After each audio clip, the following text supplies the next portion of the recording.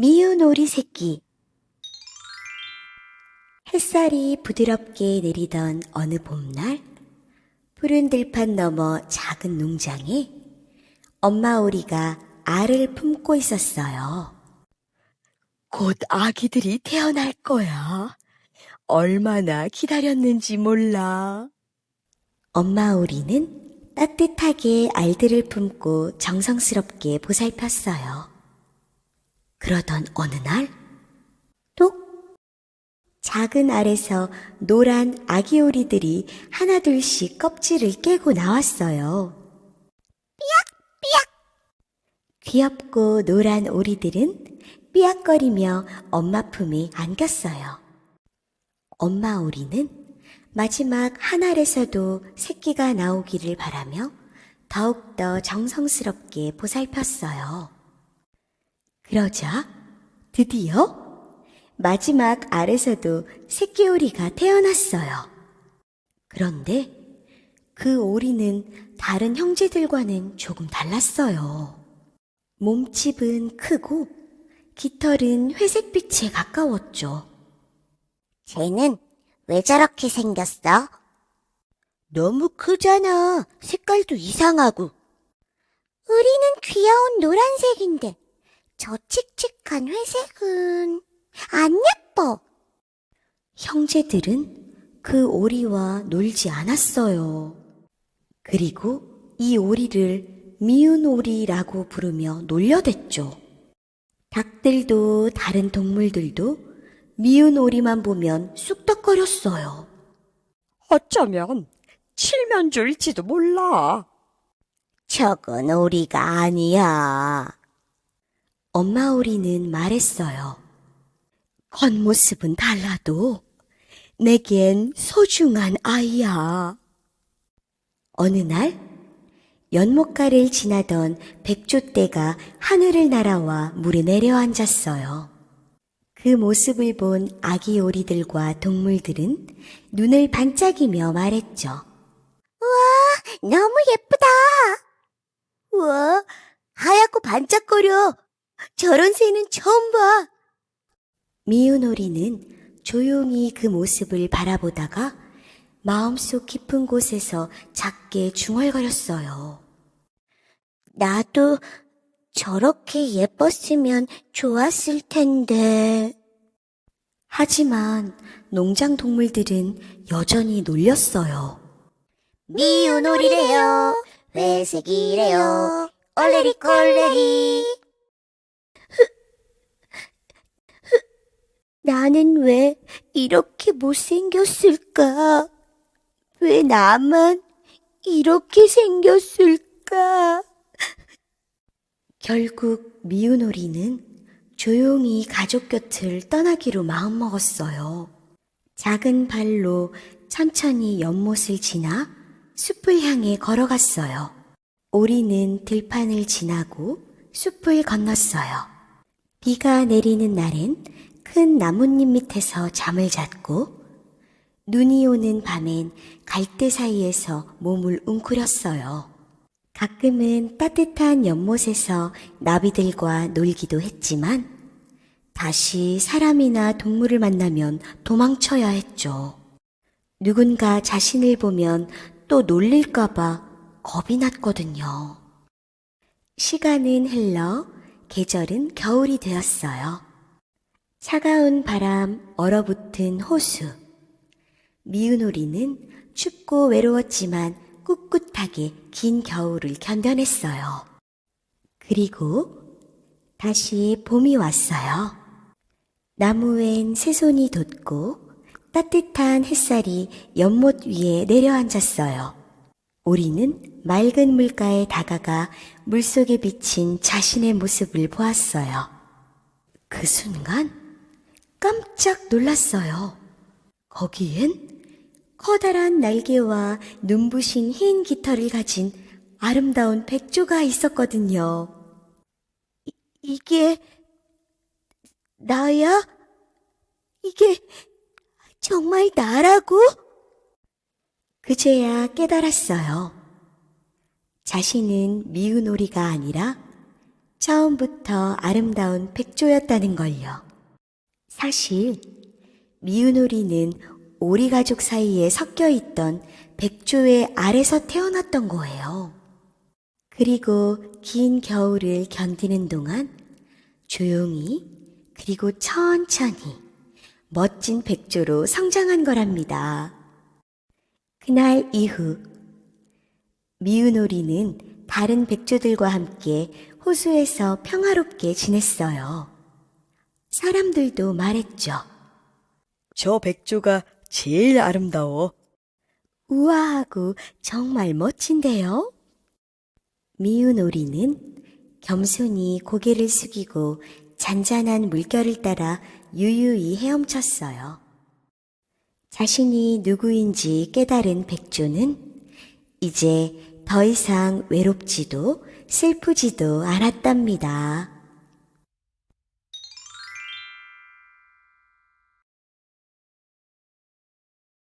토끼와 거북이. 푸른 숲속 햇살이 반짝이는 초원에 귀가 쫑긋한 하얀 토끼가 살고 있었어요. 토끼는 반짝이는 붉은 눈에 솜털 같은 꼬리를 가진 아주 귀여운 친구였지만 자기가 얼마나 빠른지 늘 자랑만 하고 다니는 잘난 척 대장이었답니다.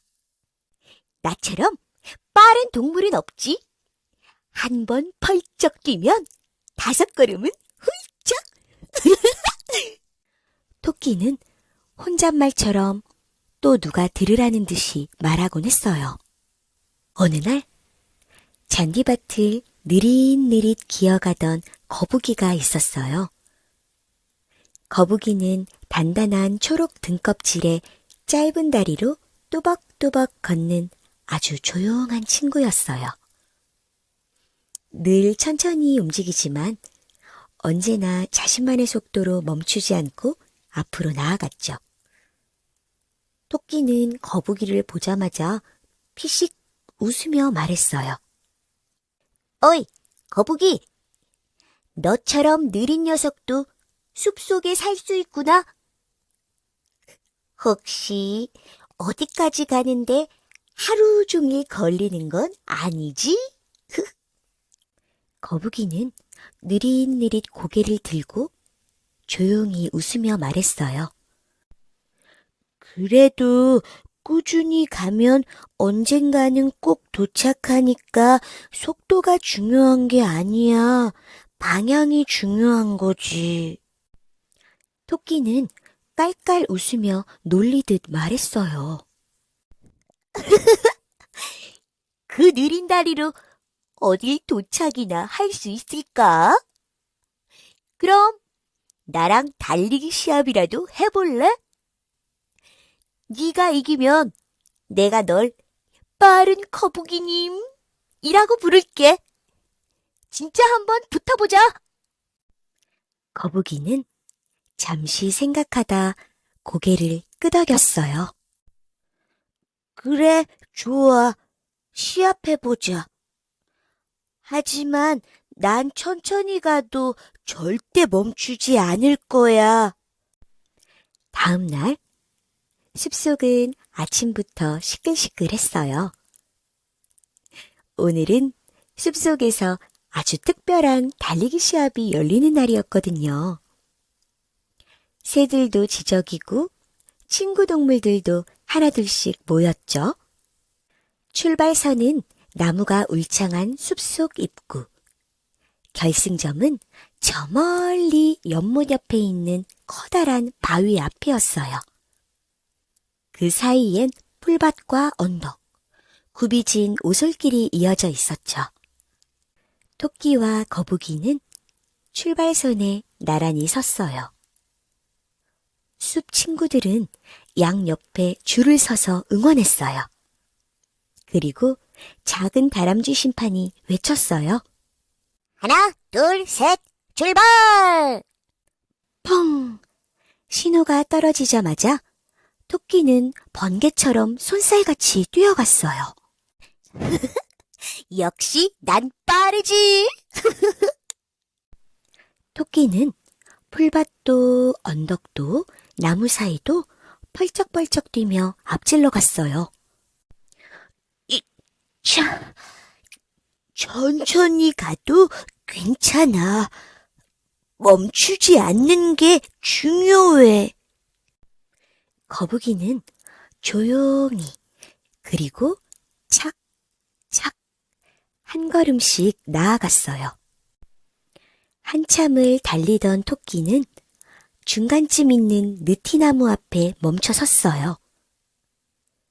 뒤를 돌아본 토끼는 거북이가 아직 언덕도 넘지 못한 걸 보고는 킥킥 웃었죠. 저 느림보는 아직도 저기야? 이 정도면 점심 먹고 낮잠을 자도 이기겠는걸? 토끼는 느티나무 그늘 아래 부드러운 풀잎 위에 누워서 눈을 감았어요. 졸려. 진짜 조금만 자야겠다. 하지만 토끼는 쿨쿨 스르르 깊은 잠에 빠지고 말았어요. 그 사이 거북이는 조용히 묵묵히 걸어왔어요. 언덕을 넘고 오솔길을 지나 어느덧 토끼가 자고 있는 나무 앞까지 왔어요. 거북이는 토끼를 보며 살짝 웃었어요. 진짜 편하게 자고 있잖아. 나도 조금 쉬고 싶기는 한데. 아니야, 끝까지 가보자. 그리고 거북이는 다시 착착 결승선을 향해 걸어갔어요. 햇빛 아래 땀방울이 반짝였지만 거북이는 포기하지 않았어요. 결국 연못 옆 커다란 바위 앞에 도착한 거북이는 마지막 한 걸음을 디뎠어요. 우와, 드디어 도착했어. 잠시 뒤 숲속에 우와, 거북이다 하는 동물 친구들의 환호 소리가 울려 퍼졌어요. 그 소리에 토끼는 깜짝 놀라 눈을 번쩍 뜨며 일어났어요. 뭐지? 지금 무슨 소리지? 설마? 토끼는 허둥지둥 일어나 결승점을 향해 전속력으로 달려갔어요. 하지만 결승선 앞에는 이미 거북이가 땀을 뻘뻘 흘리며 앉아 있었어요. 거북이가 벌써 도착했다고? 진짜로? 토끼는 눈이 휘둥그레졌고 귀는 축 늘어졌어요. 이럴 수가, 내가 낮잠만 안 잤어도. 주위의 동물 친구들이 거북이를 향해 박수를 치자 토끼는 부끄러워하면서도 웃으며 거북이에게 다가갔어요. 약속은 약속이지. 거북이, 아니, 빠른 거북이님. 정말 대단했어. 축하해. 그러자 거북이는 미소 지으며 말했어요. 고마워. 천천히 가도 괜찮아. 포기하지 않으면 도착하니까. 토끼는 고개를 끄덕이며 말했어요. 이번엔 내가 졌지만 다음에는 꼭 이길 거야. 하지만 이번엔 진심으로 축하해. 정말 고마워. 이렇게 해서 오늘 시합에서 이긴 건 바로 거북이였답니다. 빠르다고 해서 꼭 이기는 건 아니에요. 꾸준함과 포기하지 않는 마음. 그게 진짜 힘이랍니다.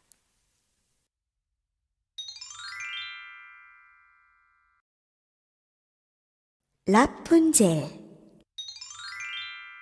옛날 어느 마을에 한 부부가 살고 있었어요.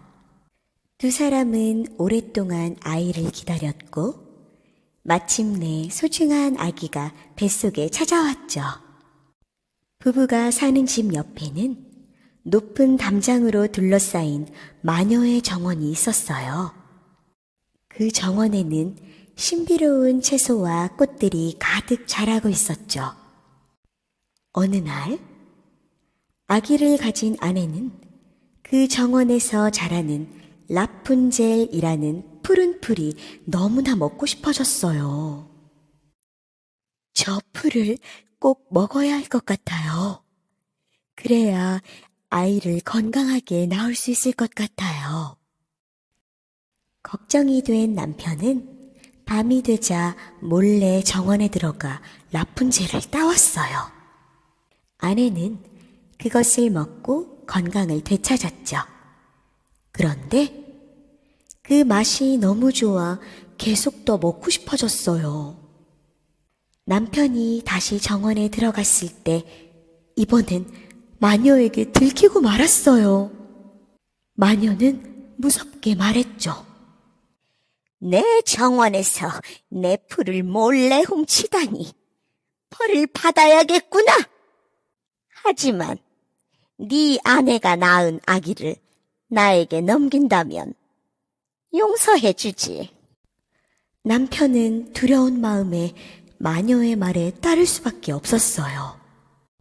그렇게 태어난 아기는 아주 아름다운 여자아이였어요. 마녀는 아이의 이름을 라푼젤이라 지었고 깊은 숲속에 있는 아주 높은 탑에 가두었어요. 그 탑에는 문도 계단도 없고 오직 작은 창문 하나만 있었죠. 라푼젤은 점점 자라났고 머리카락은 금빛 햇살처럼 반짝이며 점점 더 길어졌어요. 그 머리카락은 너무나 길고 풍성해서 바닥에 닿고도 한참을 더 끌릴 만큼이었죠. 꼼짝할 수 없는 높은 탑 안에서 라푼젤은 매일 창밖을 바라보며 노래를 불렀어요. 긴 머리카락을 빗으며 바람이 불 때마다 멀리 휘날리는 머리카락을 보며 바깥 세상을 자유롭게 누비는 날을 꿈꿨답니다. 마녀는 라푼젤의 머리카락을 이용해 탑을 오르내렸어요. 라푼젤, 라푼젤, 네 머리카락을 내려다오. 그러면 라푼젤은 긴 머리카락을 창밖으로 내려들었고 마녀는 그것을 타고 탑을 오르내렸죠. 어느 날 근처를 지나던 한 왕자가 라푼젤의 노랫소리를 듣게 되었어요. 그 목소리는 너무나도 아름다워 왕자는 노래가 들려오는 곳을 따라 탑 근처까지 다가갔어요. 하지만 탑에는 문도 계단도 없어 라푼젤을 만날 수 없었어요. 그때 왕자는 이 높은 탑에 누군가 갇혀 있다는 것을 깨닫고 꼭 구해줘야겠다고 생각했죠. 며칠 뒤 왕자는 숲속에서 마녀가 외치는 소리를 들었어요. 라푼젤, 라푼젤, 네 머리카락을 내려다오. 왕자는 그 말을 마음에 새기고 마녀가 떠난 뒤 조심스럽게 탑 아래에서 똑같이 외쳤어요.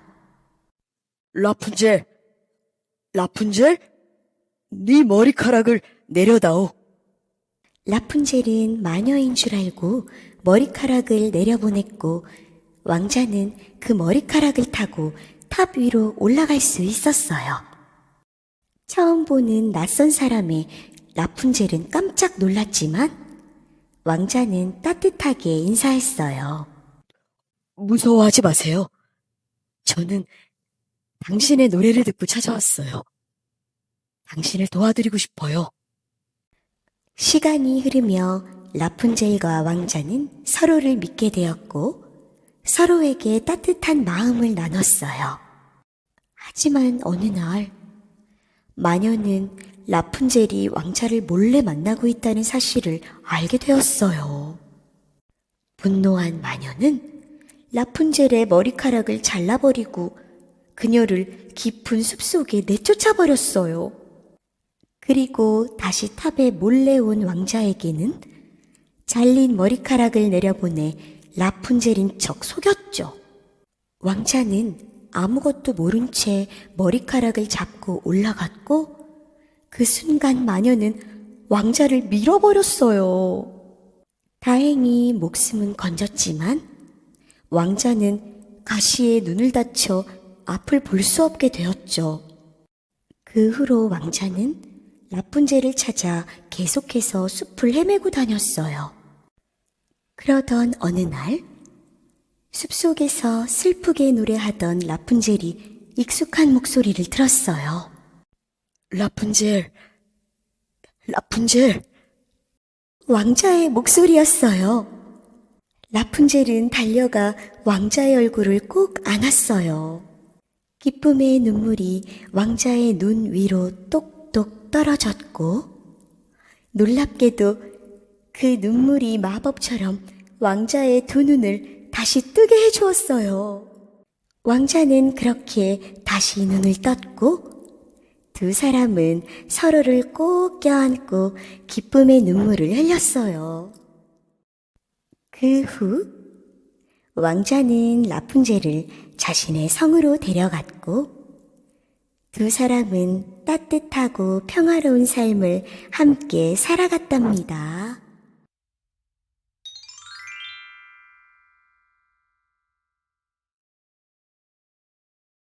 개미와 배짱이. 한여름의 태양이 이글거리는 어느 숲속 마을에 작고 부지런한 개미들이 열심히 일을 하고 있었어요. 한 마리, 두 마리, 세 마리. 아침부터 저녁까지 줄지어 곡식을 나르고 나뭇잎을 운반하고 흙을 다져 집을 튼튼히 만들었죠. 이쪽 창고는 곡식을 꽉 채워야 하니까 잘 부탁해. 알겠어. 곧 장마가 오니까 서둘러야 해. 개미들은 혼자가 아니었어요. 언제나 무리를 이루어 함께 일했고 서로 도우며 겨울을 준비했답니다. 정말 신기하네. 그렇게 같이 바쁘게 움직이면 지치지도 않아? 난 그냥 노래나 부르면서 여름을 즐겨야겠다. 랄랄랄랄라. 힘들지만 함께하니까 버틸 수 있어. 그리고 겨울은 생각보다 빨리 오거든. 배짱이는 그런 개미들이 답답해 보였어요. 숲에는 곡식이 넘쳐났고 나뭇잎도 풍성했거든요. 이렇게 많은 곡식이 땅에서 계속 자라는데 뭐하러 모으고 쌓아두는 거지? 배짱이는 열심히 일하는 개미들이 이해가 되지 않았지만 더 이해하려고 하지도 않았어요. 그저 편하게 누워 노래만 불러댔죠. 오늘만큼은 나도 나무 그늘 밑에서 쉬고 싶다. 잠깐만 누워도 될까? 아니야. 추운 겨울을 위해서 조금이라도 더 곡식을 모아야 해. 개미는 쉬고 싶은 마음을 꾹 눌러가며 열심히 일했어요. 무더위에 숨이 차도 등에 진 곡식이 무거워도 절대 포기하지 않았어요. 시간은 흘러 푸른 숲은 점점 노랗게 물들었고 어느새 시원한 바람이 나뭇잎을 흔들었어요. 가을 공기 좋다. 아직도 이렇게나 먹을 게 많은데 대체 왜 개미들은 저렇게까지 일만 하는 거야? 그렇게 생각하던 어느 날, 드디어 첫눈이 내리기 시작했어요. 눈밭은 금세 거세졌고 숲은 하얗게 덮여갔죠. 그리고 땅은 단단히 얼어붙었고 곡식이 자라던 풀밭은 눈 속에 잠겨버렸어요. 배짱이는 아무리 돌아다녀도 한 톨의 씨앗조차 찾을 수 없었어요. 추워. 아무것도 안 보이잖아. 땅도 너무 딱딱하고, 배고파. 그제서야 배짱이는 깨달았어요. 개미들이 옳았다는 걸 말이에요. 추위에 덜덜 떨며 곡식을 찾아 숲속을 헤매던 배짱이는 개미들의 집에서 따뜻한 연기가 피어오르는 걸 발견했어요. 창밖에서 바라본 개미들의 모습은 따뜻하고 평화로워 보였어요. 개미야, 나 좀 도와줘. 배짱이가 간절하게 말했어요. 들어와. 많이 춥지? 따뜻한 스프를 끓였으니까 우리 같이 먹자. 개미가 걱정하며 말했어요. 정말 고마워. 난 그냥 아무 생각 없이 살았던 것 같아. 배짱아, 이 겨울이 지나면 다시 봄이 오고 여름이 와. 그때 노래 부르는 것도 좋지만 이번엔 겨울 준비도 같이 하면 더 좋을 거야. 응, 내년엔 꼭 그래 볼게. 그리고 너희들이 함께 일하는 걸 보면서 많이 배웠어. 그날 이후 배짱이는 개미를 따라 여름이면 곡식을 조금씩 모으기 시작했어요. 노래는 여전히 부르면서도 준비하는 마음도 함께 키워갔죠. 개미는 그런 배짱이를 보며 예전보다 조금 더 가볍고 즐겁게 일할 수 있었답니다.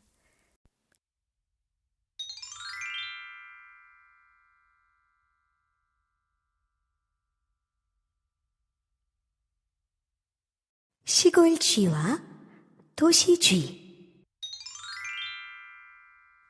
옛날 넓은 들판 한가운데 풀벌레 소리 들리는 작은 굴 속에 시골 쥐 한 마리가 살고 있었어요. 시골 쥐는 매일 아침 햇살 아래에서 콩과 보리를 먹고 저녁이면 풀밭 위를 달리며 노는 걸 좋아했어요. 그렇게 조용하고 평화로운 하루하루가 시골 쥐에겐 행복이었답니다. 어느 날, 먼 도시에서 오래된 친구인 도시 쥐가 시골 쥐를 찾아왔어요. 어이, 시골 쥐! 정말 오랜만이야. 도시 쥐야, 진짜 오랜만이다. 반가워. 두 쥐는 서로를 반갑게 껴안고 그날 하루 종일 이야기를 나누었어요. 시골 쥐야, 그런데 집에 오는 길이 정말 지저분했어. 바닥이 온통 흙투성이야. 이 동네 원래 이래? 응, 흙 밟고 뛰어다니면 재밌어. 비가 오면 진흙으로 변한다고. 아, 그래? 그래도 난 신발에 묻는 게 싫은데. 시골쥐는 도시쥐에게 대접할 식사를 정성껏 차렸어요. 볶은 보리, 말린 콩, 호두 껍질, 그리고 포슬포슬 감자도 있었죠. 하지만 도시쥐는 입을 삑쭉 내밀며 말했어요. 시골쥐야, 그런데 치즈 없어? 이거 치즈랑 고기랑 같이 먹어야 더 맛있겠는걸? 치즈랑 고기? 없는데. 아, 너는 이런 것만 먹고 사는구나. 도시에 오면 정말 맛있는 음식들이 많아. 치즈, 빵, 케이크, 고기까지. 너 진짜 제대로 된 음식을 못 먹어봤구나. 시골쥐는 머쓱하게 웃으며 대답했어요. 그래도 난 이 음식이 익숙하고 좋아. 이 조용한 시골도, 바람 부는 들판도 전부 다. 그러자 도시쥐는 윙크를 하며 말했어요. 그래도 한 번쯤 도시의 멋진 생활을 경험해보는 건 어때? 내가 구경시켜줄게. 시골쥐는 살짝 망설이다가 도시쥐를 따라 도시로 가보기로 했어요.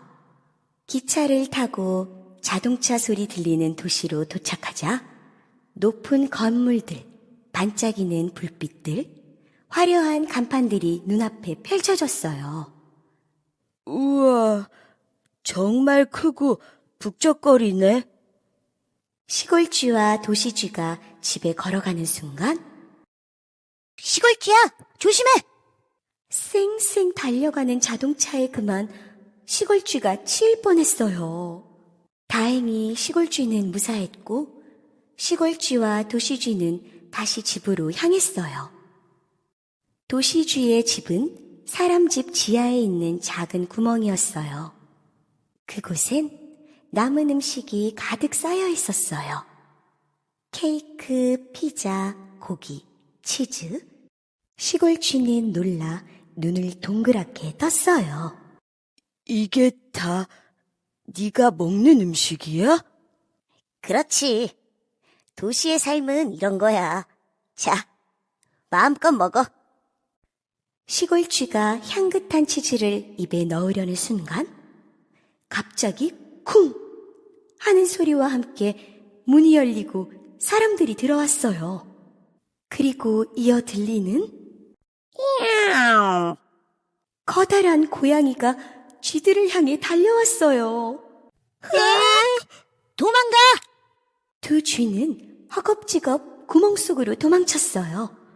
숨을 헐떡이며 시골쥐는 말했어요.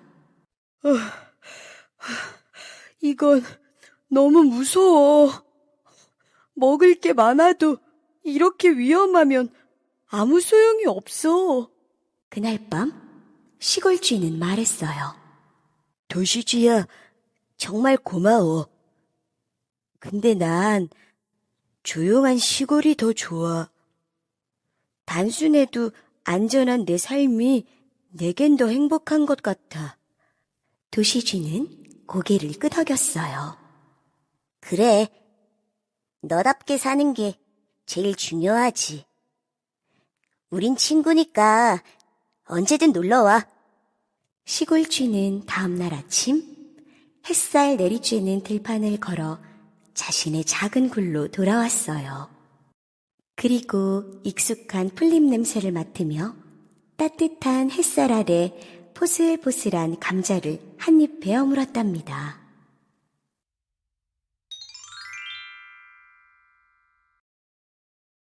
여우와 포도.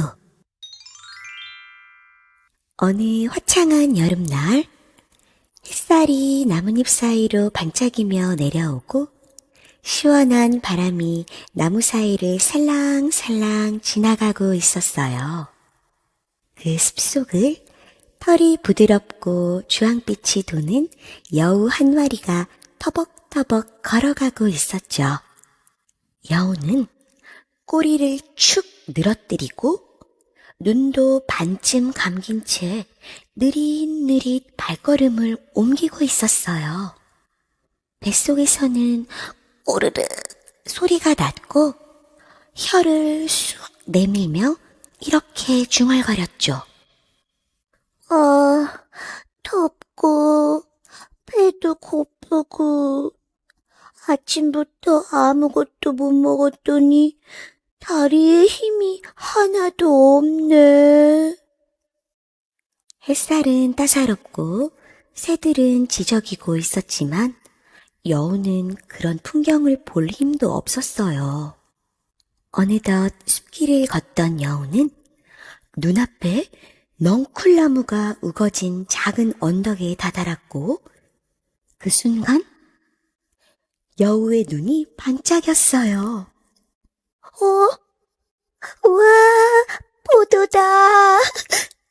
저 포도만 먹으면 배가 든든할 거야. 먹음직스러운 게 아주 달콤하겠는걸. 여우는 냉큼 점프했어요. 으쌰, 으쌰, 하지만 포도는 너무 높이 달려 있었어요. 너무 높아. 여우는 다시 한번 도전했어요. 자, 자! 뒷다리에 힘을 잔뜩 주고 최대한 높이 뛰었죠. 하지만 이번에도 닿지 않았어요. 아무리 뛰어도 안 닿아. 이건 못 따겠어. 여우는 포도를 올려다보며 불만 가득한 말투로 말했어요. 저 포도는 분명 시고 맛없을 거야. 괜히 먹었다가 아픈 이로 상처만 나겠네. 그리고는 뒤돌아서 휙 가버렸어요. 탐스러운 포도들을 뒤로 한 채 말이죠. 하지만 정말로 포도가 맛없었을까요? 아니요. 그건 여우가 손이 닿지 않으니까 애써 포기하며 자기 위안을 하기 위한 말이었어요. 이 이야기에서 여우는 자신이 얻지 못한 것을 나쁘다고 말하며 스스로를 위로했어요.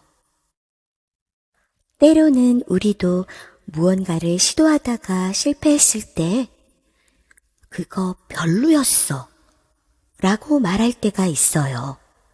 하지만 가장 중요한 건 실패를 두려워하지 않고 다시 도전하는 용기랍니다.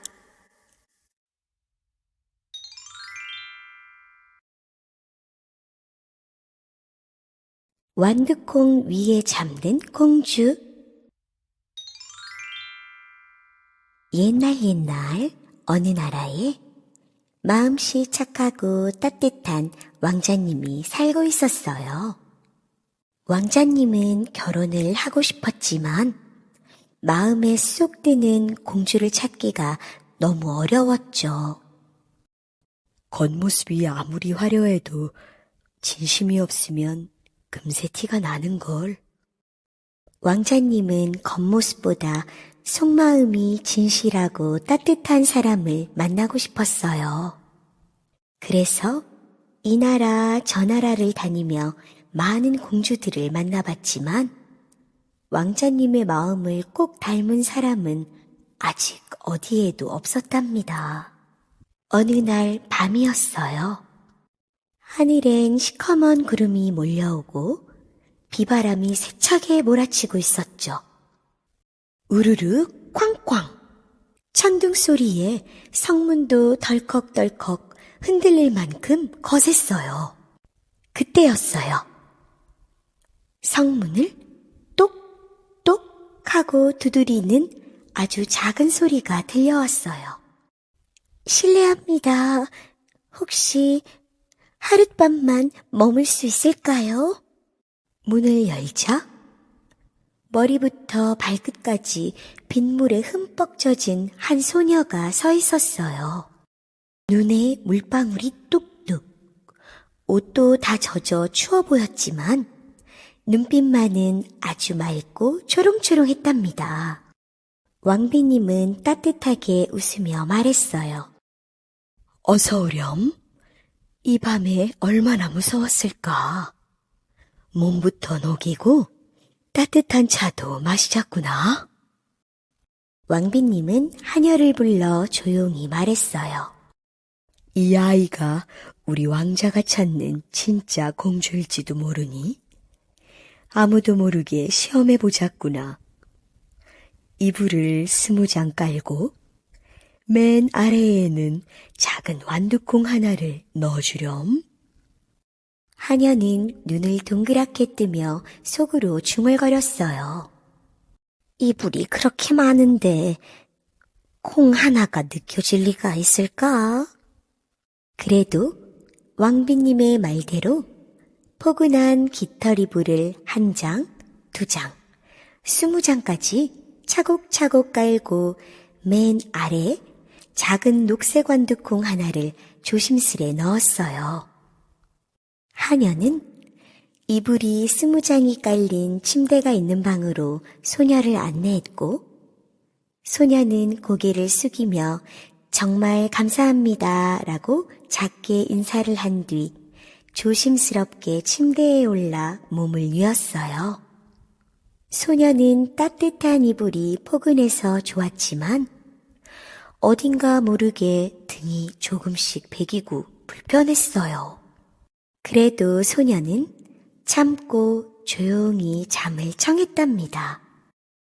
다음 날 아침, 햇살이 성 안을 따뜻하게 비췄을 때 왕비님은 소녀에게 조심스레 물었어요.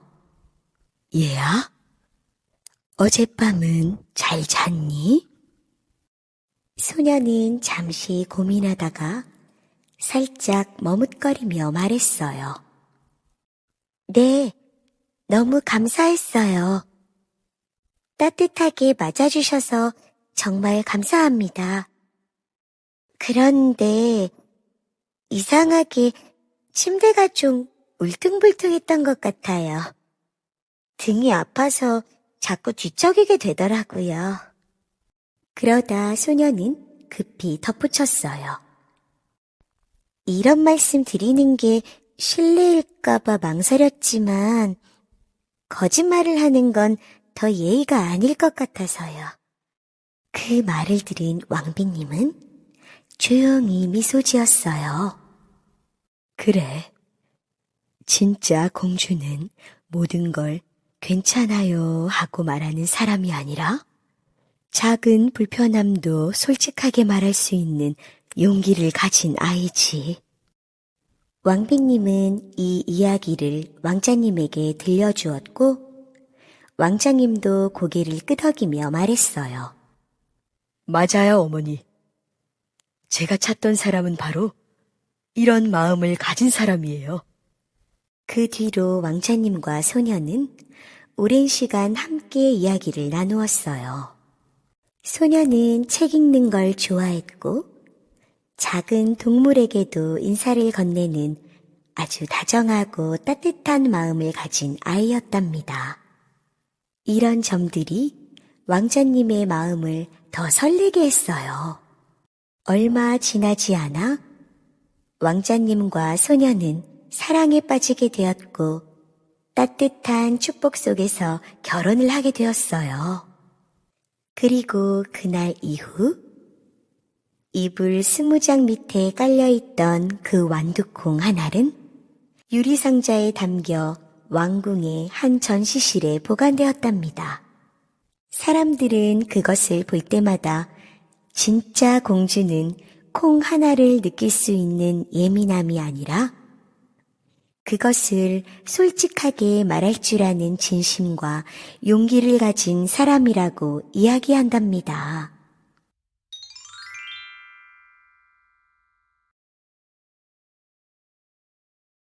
사자와 생쥐.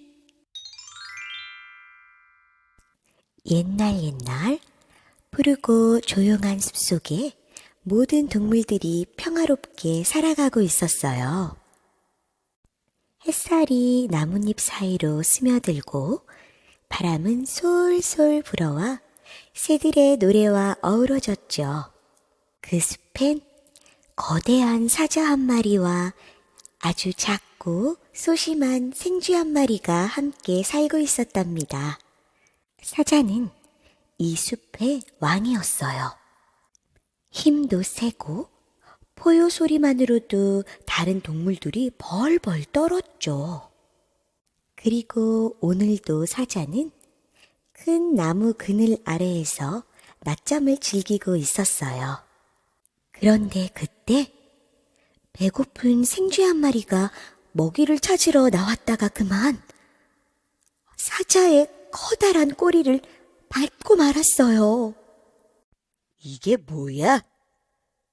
누가 감히 나의 휴식을 방해하는 거지? 깜짝 놀란 생쥐는 사자의 몸 위로 굴러 떨어졌고 심장은 두근두근, 다리는 덜덜 떨렸어요. 죄송해요. 일부러 그런 건 아니에요. 제발 살려주세요. 이런 꼬마 녀석이 감히 내 몸 위로 기어오르다니. 내가 널 한 입에 꿀꺽 해도 모자라겠군. 사자는 생쥐의 꼬리를 잡아 들어 올려서 입속으로 넣으려고 했어요. 다급해진 생쥐는 두 손을 싹싹 빌며 말했죠. 사자님, 한 번만 용서해 주세요. 저는 이렇게 너무 작아서 사장님이 먹어도 배도 안 찰 거예요. 부디 한 번만 용서해 주세요. 언젠가는 제가 분명히 사장님께 은혜를 갚을 날이 올지도 몰라요.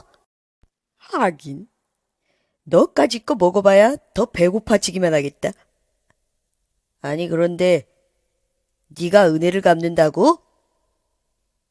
그 말 참 재밌네. 이렇게 조그만 녀석이? 좋아. 특별히 오늘은 봐주도록 하지. 하지만 다음번엔 조심하라고. 그렇게 생쥐는 간신히 목숨을 건졌고 쥐구멍이라도 숨고 싶은 마음에 다급히 도망쳤답니다. 그 후 사자는 곧 생쥐를 잊어버렸지만 생쥐는 그날을 마음속에 깊이 새겨두었어요. 며칠 후 사자는 사냥을 나갔다가 그만 사람들이 놓은 덫에 걸리고 말았어요. 무거운 밧줄이 사자의 몸을 칭칭 감았고 공중에 매달리고 말았죠. 이거 뭐야? 나를 이렇게 가둔다고? 누구 없느냐? 여기서 꺼내줘! 사자의 거대한 몸이 요동쳤지만 단단한 밧줄은 꿈쩍도 하지 않았어요. 시간이 흘러도 아무도 그를 구하러 오지 않았어요. 절망에 빠진 사자는 처음으로 외로움을 느꼈죠. 누구 없어요? 무서워. 이 소리는? 사자님? 무슨 일이 생긴 거야? 사자의 울부짖음을 들은 생쥐는 망설이지 않았어요. 생쥐는 곧장 소리나는 곳으로 달려갔어요. 사장님, 이런 곳에... 걱정 마세요. 제가 도와드릴게요. 네가 정말로 와준 거냐? 하지만 이건 너무 굵은 밧줄이야. 넌 작잖아. 작아도 할 수 있어요. 기다려보세요. 생쥐는 날카로운 앞니로 밧줄을 갈기 시작했어요. 사각. 시간은 오래 걸렸지만 포기하지 않았어요. 작은 생쥐는 힘으로는 도저히 할 수 없는 일을 끈기와 성실함으로 해내려고 했어요. 그리고 드디어 툭! 생쥐의 끝없는 노력에 밧줄 하나가 끊어지면서 덫이 저절로 풀리고 사자가 툭 하고 바닥으로 떨어졌어요. 믿을 수가 없어.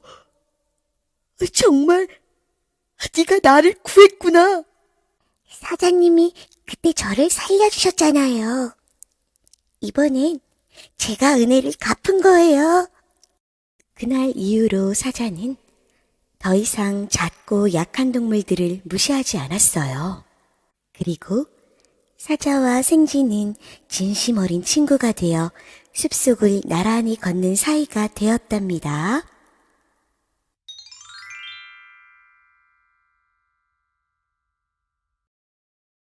늑대와 7마리 아기 염소.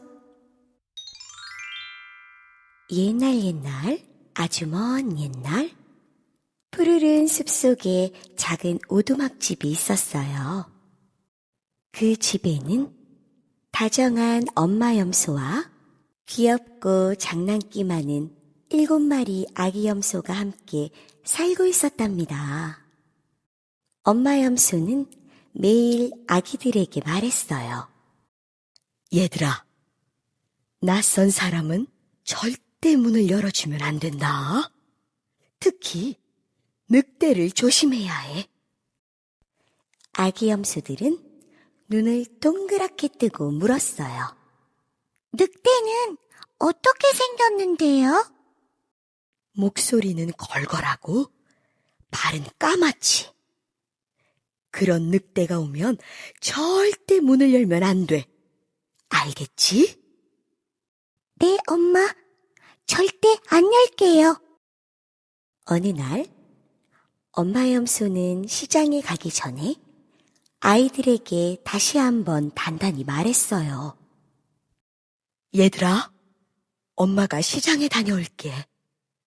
그 사이에 누가 문을 두드리면 정말 엄마인지 아닌지 꼭 다시 한번 확인해야 한다. 네, 엄마. 걱정 마시고 다녀오세요. 엄마 염소가 시장으로 향하자 멀리서 그 모습을 지켜보던 늑대가 살금살금 염소네 집으로 다가왔어요. 오늘은 염소 고기를 먹을 수 있겠군. 늑대는 문을 똑똑 두드리며 엄마인 척 말했어요. 얘들아, 엄마 왔단다. 문 좀 열어주렴.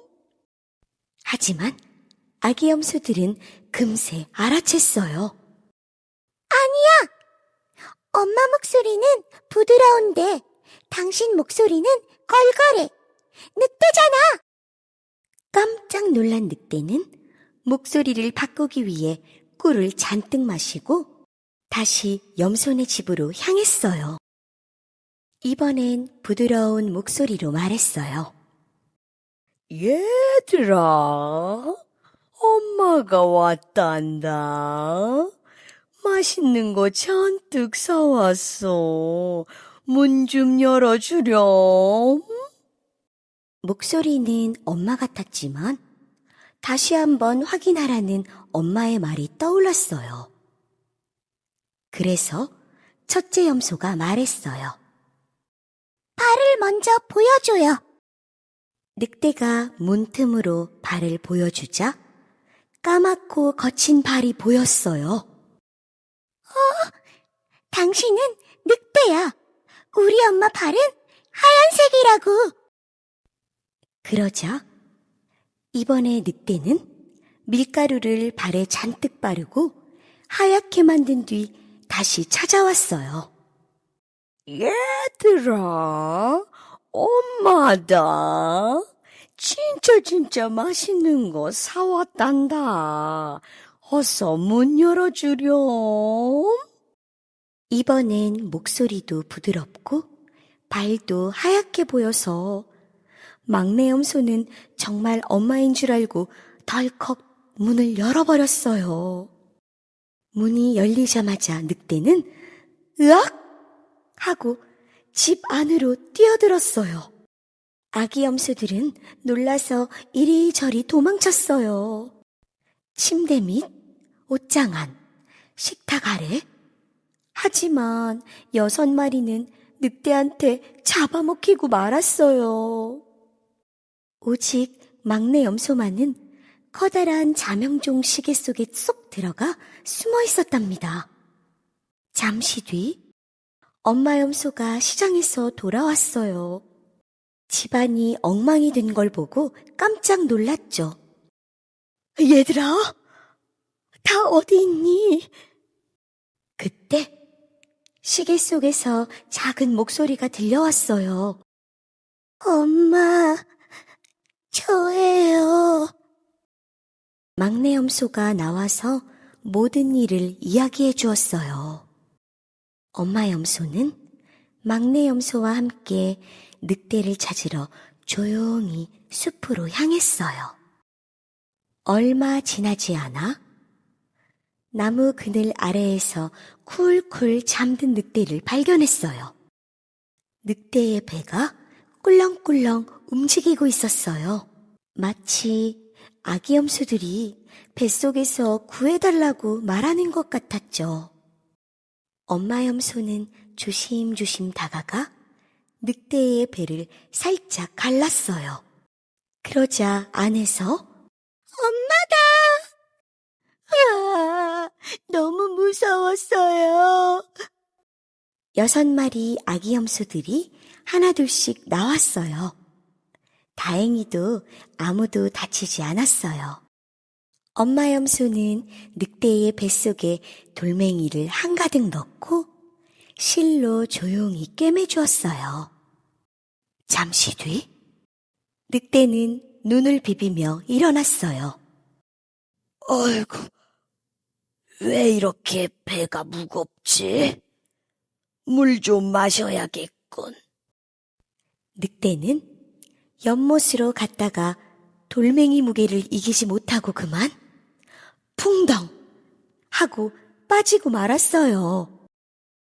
그날 이후 아기 염소들은 절대 낯선 사람의 말을 믿지 않았고 서로를 더 아끼고 지켜주며 사이좋게 지냈답니다.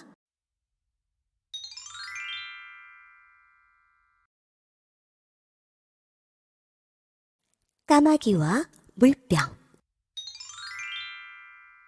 한여름 들판에 뜨거운 태양이 하늘 한가운데 떠 있었어요. 바람은 뜨겁고 땅은 바삭바삭 말라 있었죠. 나무 그림자도 짧게 줄어들어 동물들은 모두 시원한 그늘을 찾아 숨었어요. 하지만 그늘을 아직 찾지 못한 까마귀 한 마리가 있었어요. 그 까마귀는 검고 반짝이는 깃털을 가진 아주 영리한 까마귀였어요. 햇빛에 반사된 깃털은 반짝였지만 그의 날갯짓은 점점 느려지고 있었어요. 까마귀는 헉헉거리며 지친 목소리로 혼잣말을 했죠. 어디 물 좀 마실 데 없을까? 까마귀는 목이 바싹 마른 채 들판을 이리저리 날아다녔어요. 잠시 후 한쪽 나무 아래에 놓인 낡은 물병 하나를 발견했어요. 병 안에는 물이 조금 남아 있었어요. 까마귀는 날개를 퍼덕이며 기뻐했죠. 와, 물이다. 어서 마셔야지.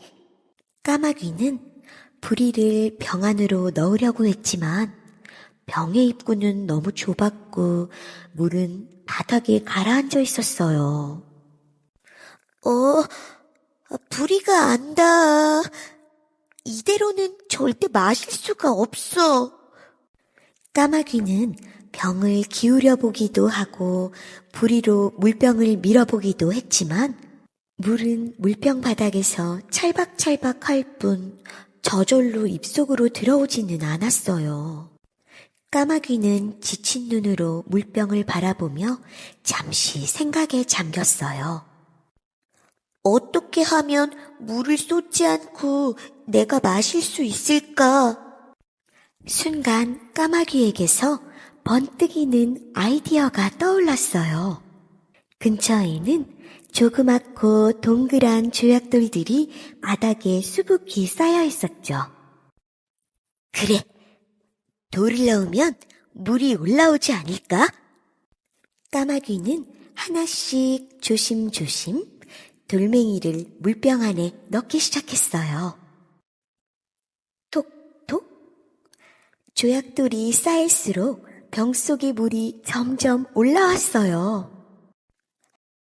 결국 물병의 입구까지 물이 차올랐고 까마귀는 부리를 쏙 넣어 시원하게 물을 마실 수 있었답니다. 캬, 진짜 시원하다. 역시 사람은, 아니, 역시 까마귀는 머리를 써야 해. 까마귀는 시원한 물을 마신 뒤 몸을 한번 털고 푸드득 다시 날아올랐어요. 그리고 생각했죠.